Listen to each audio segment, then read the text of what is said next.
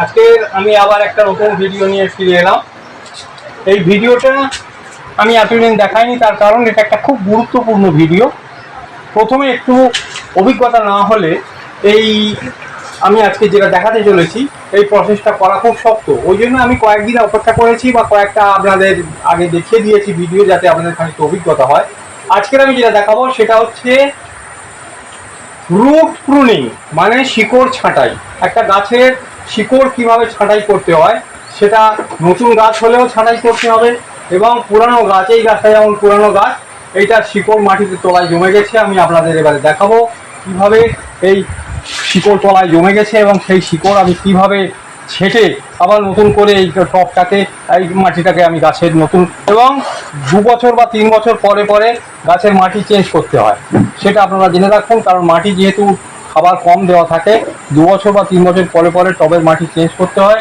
সেই জন্য 2 বছর বা 3 বছর পর পরই গাছ সবসময় রিপোর্টিং করতে হয়।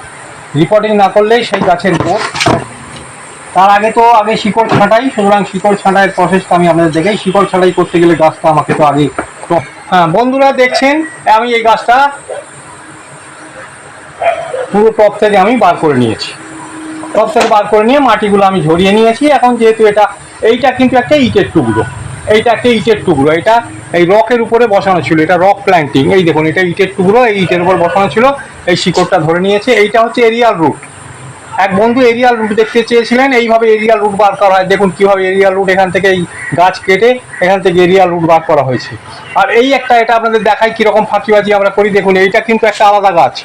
এই গাছের এপাশ থেকে একটা ডাল ছিল, এপাশ থেকে ডাল ছিল না, ওই জন্য এই একটা নতুন গাছ কিভাবে এইখানে জুড়ে দেওয়া হয়েছে। দেখুন এখানে স্ক্রু দিয়ে আটকে দেওয়া হয়েছে এবং এটা এই গাছটা এর সঙ্গে জুড়ে গিয়ে এটাকে কিন্তু আপনাকে এখন আর একটা নতুন গাছ বলে মনে হচ্ছে না, এখন কিন্তু এটা গাছেরই অঙ্গ বলে মনে হচ্ছে। এবারে আমি আপনাদের আসি ছাঁটাইয়ের ব্যাপারে, শিকড় ছাঁটাই। যেহেতু এটা একটা ম্যাচিওর্ড গাছ, এই ম্যাচিওর্ড গাছ এবং এটা একটা পাকুড় গাছ, আমি যেটা দেখাচ্ছিলাম এই গাছটা কিভাবে রুট বেড়ে গেছে দেখেছেন আপনারা। এখন যেহেতু এটা একটা পাকুড় গাছ এবং খুব শক্ত গাছ, এই গাছের আমরা খুব, এবং বয়স্ক গাছ, আমরা এটাকে খুব হার্ড ট্রিম করতে পারি। কারণ টবের মধ্যে আমার শিকড়ের জায়গা কমে যাচ্ছে, সেই জন্য বেশিরভাগ মোটা ডালগুলো আমি অল্প করে রেখে বেশিরভাগ মোটা ডালগুলো আমি কেটে দিচ্ছি।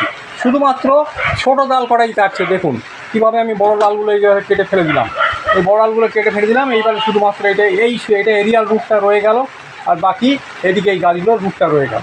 এখন আমি এই গাছটাকে এবারে রিপোর্ট করব কীভাবে, সেই রিপোর্টিংটা আমি আপনাদের দেখাচ্ছি এবারে। কারণ গাছ শিকড় কাটলে সঙ্গে সঙ্গে তাকে রিপোর্টিংয়ের ব্যবস্থা করতে হয়। তাহলে আমি আপনাদের এবারে কীভাবে রিপোর্টিংটা করব। এইবারে দেখুন, এই একটা আমি এই নতুন পটটা আমি নিয়েছি, ও পটটা এখন আমি চেঞ্জ করে দিয়েছি। এই পটে কিন্তু একটাই সমস্যা, এই পটে 3টে গর্ত আছে। অন্যান্য পটে যেমন 4টে বা 6টা গর্ত থাকে, এই পটে 3টে গর্ত আছে। কিন্তু আমাকে এই 3টে গর্ত দিয়েই আমাকে এই গাছটা বাঁধতে হবে। কারণ এটা বসাবার সময় গাছটা না বাঁধলে, আমি যেটা আগেই যেমন বলেছি, একটা বাঁধন দিতে হবে, নাহলে গাছটা বেঁকে যাবে। তখন আমাকে কীভাবে বাঁধনটা দিতে হবে দেখুন আপনারা। একটা কোনো শক্ত পেরেক জাতীয় জিনিস বা একটা কোনো শক্ত লোহার টুকরো বা তারের টুকরো এইভাবে একটা দড়ি দিয়ে বেঁধে নিন নিচে, সেই বেঁধে নিয়ে সেই দড়িটা এখান থেকে গলিয়ে দিন, দুদিক দিয়ে গলিয়ে দিয়ে এই দড়িটা দুদিকে রাখুন, এটাকেও কি একইভাবে রাখুন। আর মাঝখানে যেটা দেবেন হ্যাঁ, তাহলে দেখুন এখানে এই দুটো আমি দিয়েছি এবং এর মাঝখানে এটা দিলাম। এটা দেওয়ার পর এবার আমাকে কী করতে হবে, এটার নিচে যেহেতু রুট বাউন্ড না হয়ে যায় বা মাটি এই হোলগুলো যাতে বন্ধ করে না দেয়, তার জন্য আমাকে কিছু বালি বা টেবিল, মানে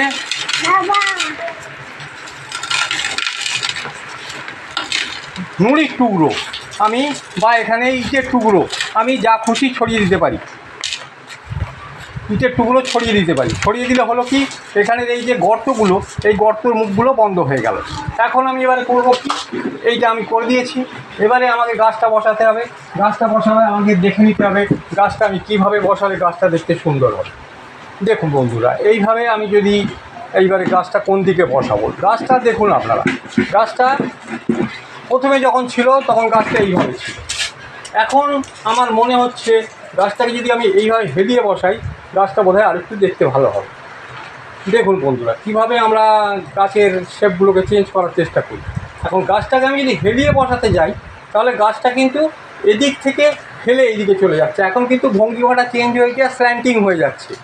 আমরা কিন্তু সবসময় এইভাবে গাছ কিন্তু চেঞ্জ করি, কারণ গাছের ভঙ্গিমা অনুযায়ী আমরা গাছটাকে বসাবার চেষ্টা করি। তাহলে দেখুন, এখন যদি আমি এভাবে সমান গাছটাকে বসাই, সমান বসালে এইভাবে সমান বসাই, সমান বসানোর থেকে আমার মনে হচ্ছে স্ল্যান্টিং ভঙ্গিমায় বসালে, স্ল্যান্টিং মানে 45 ডিগ্রি হেলে থাকা গাছ, তাহলে সেই গাছটা বোধহয় দেখতে ভালো হচ্ছে। তাহলে বন্ধুরা, আমার টব অনুযায়ী, যেহেতু এই টবটা একটা আয়তকার বর, আমাকে টবের মাঝখানে যদি আমি গাছটা বসাই, তাহলে কিন্তু গাছটা দেখতে ভালো লাগছে না, কারণ এদিকে টব বেড়ে যাচ্ছে।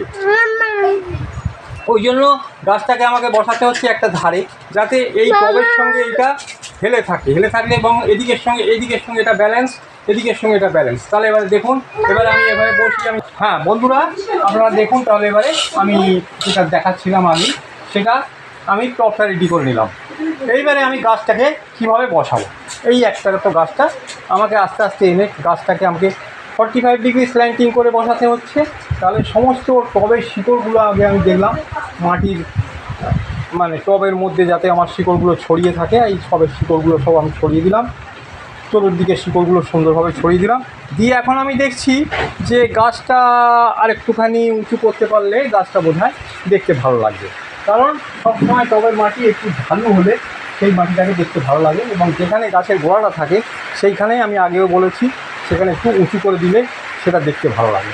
সেই জন্য আমি করবো কি, যে জায়গাটা গাছের গোড়াটা থাকবে সেই জায়গাটা আমি আর একটু উঁচু করে দেবো। দেখুন বন্ধুরা, এবারে গাছের শেপটা কীভাবে চেঞ্জ হচ্ছে দেখুন। গাছটা আমি ঘুরিয়ে দিলে আপনাদের দেখতে আরও সুবিধা হবে। দেখুন এইবারে দেখুন, এইটা গাছটাকে এইভাবে আমি ওইভাবে বসিয়ে দিলাম। গাছটা আমি দেখলাম যে গাছটা বসানো এইভাবে সেট হয়ে গেছে, সুন্দর দেখতে লাগছে গাছটা সেট করে। এইবারে আমাকে করতে হবে কি, এই এপাশে যেহেতু গাছটা নড়ে চড়ে যাবে, এখন আমি যদি দড়ি বাঁধতে এই মাটি দিতে যাই, তখন আমাকে করতে হবে কি, এই শিকড়ের তলা দিয়ে আমাকে এই দড়িগুলোকে গড়িয়ে নিয়ে এসে এইটার উপরে তার বা আমি তো আগেই বলেছি তার দিয়েও বাঁধা যাবে বা শক্ত দড়ি দিয়েও বাঁধা যাবে। আমার গাছটাকে শক্ত করে বেঁধে রাখার দরকার আছে। এদিক থেকে এইটা এবং এদিক থেকে এইটা দিয়ে দড়ি দিয়ে, দুপাশের দড়ি দিয়ে আমি শক্ত করে গাছটাকে বেঁধে দিলাম, যাতে গাছটা কোনো দিকে নড়াচড়া করতে না পারে আমি যখন মাটি দেব।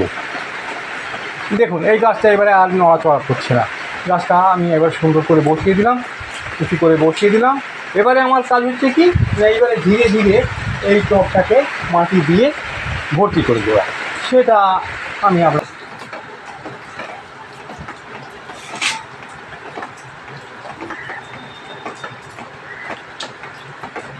বলবো। হ্যাঁ বন্ধুরা, দেখছেন তাহলে আমি কিভাবে এবার আস্তে আস্তে এইটাকে মাটি দিয়ে ভর্তি করে দিচ্ছি।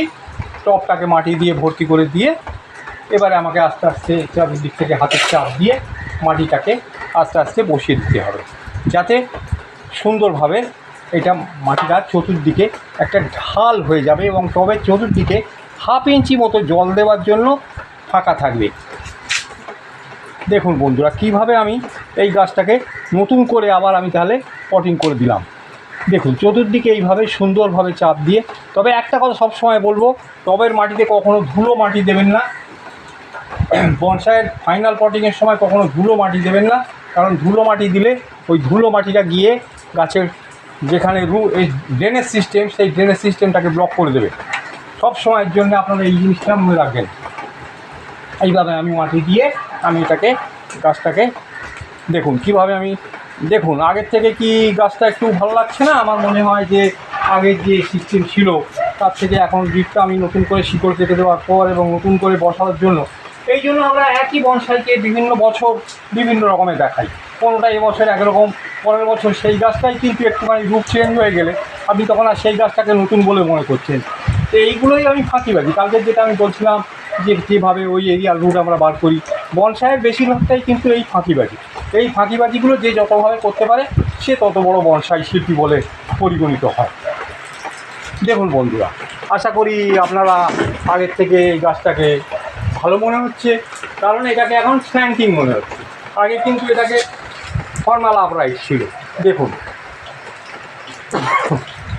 এবারে এটা শেষ কাজ একটা বাকি আছে। এবারে এই গাছটা আমার বসানো হয়ে গেছে। এখন এই গাছটা আমাকে জল দিয়ে ভিজিয়ে দিতে হবে।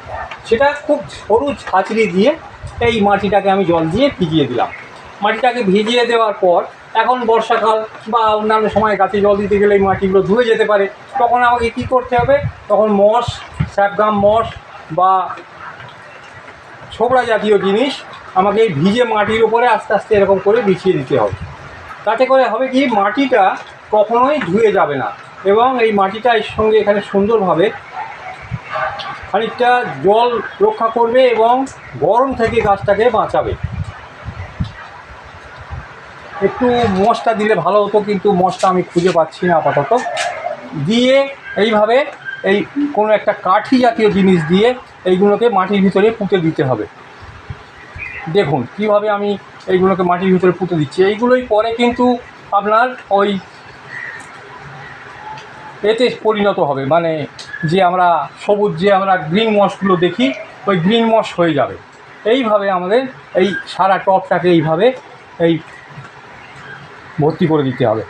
হ্যাঁ, দেখছেন বন্ধুরা কীভাবে আমি তাহলে আস্তে আস্তে এই মস বা নারকেল ছোবড়া বা কোকোপিট, তবে কোকোপিটটা বর্ষাকালে না দেওয়ার আমি সাজেস্ট করব, কারণ কোকোপিট জল বেশি ধরে রাখে এবং কোকোপিট বর্ষায় ভেজার পরে ফাঙ্গাস দেখা দেয়।